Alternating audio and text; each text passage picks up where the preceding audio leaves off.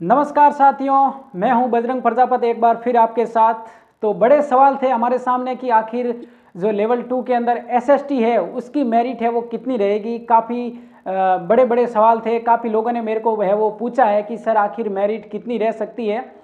तो उसके बारे में मैंने भी काफ़ी पेपर का एनालाइज किया है और साथ ही साथ काफ़ी जो बच्चे हैं उनसे चर्चाएँ भी की है, उनको पूछा भी है कि आखिर जो पेपर का लेवल है वो किस टाइप का रहा है। तो उन सबको एनालाइज करने के बाद जो मैं है वो इस नतीजे पर पहुंचा कि आखिर जो मेरिट है वो कितनी रह सकती है।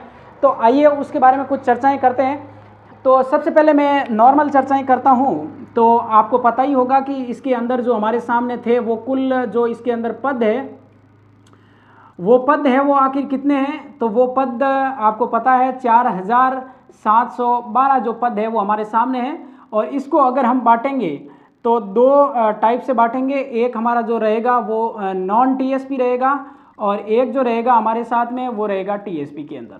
इसके अंदर जो पद है वो है 4000 हमारे सामने और इनके अंदर जो पद है वो हमारे सामने है 712 पद।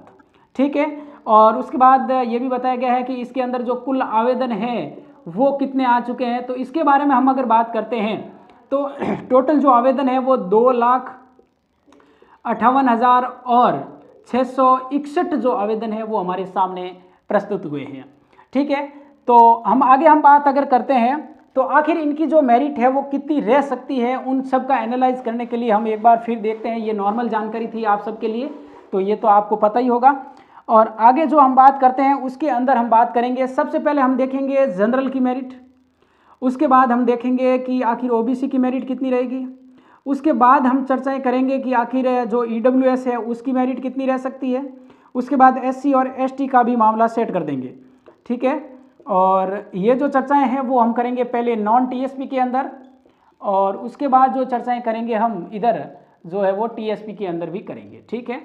हम सबसे पहले बात करते हैं जनरल के अंदर, नॉन टीएसपी के अंदर हम बात करते हैं तो एसएसटी का मामला है।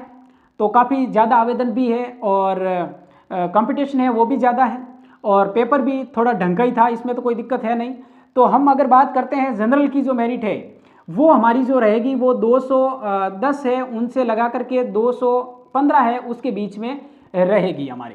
210 से 215 के बीच में ये मेरिट यहाँ पर रहने वाली है जनरल की। ओबीसी के अंदर हम चर्चाएं करते हैं तो 205 से 210 के बीच में पूर्णतः रहने की पूरी संभावनाएं रहेगी यहाँ पर।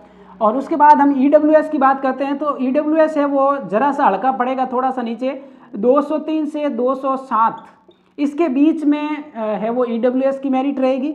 एससी की जो मेरिट है वो 185 है, उनसे लगा करके 100 जो 90 है इनके बीच में है वो रहने की पूरी संभावना है। और एसटी की हम अगर बात करते हैं तो 180 से 185 इनके बीच में है वो पूरी तरह से एसटी की मेरिट रहेगी।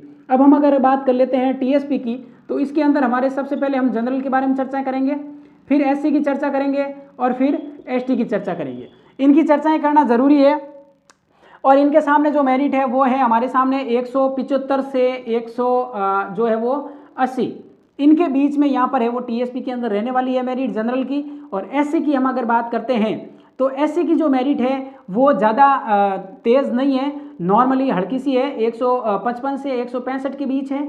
और इधर हम अगर बात करते हैं तो इसकी जो मेरिट है वो 157 से 167 यहाँ तक है वो रहने की पूरी संभावनाएं बनती है।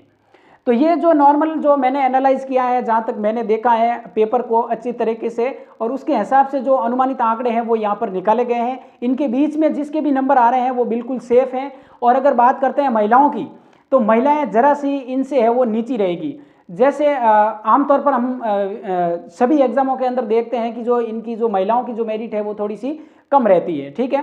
तो इनसे जो हल्की हल्की नीचे है वो महिलाएं रह जाएगी। और आपके आखिर कितने नंबर आ रहे हैं वो एक बार मुझे कमेंट बॉक्स के अंदर ज़रूर बताइएगा। ठीक है। तो मिलते हैं अगली बार, तब तक के लिए जय हिंद जय भारत।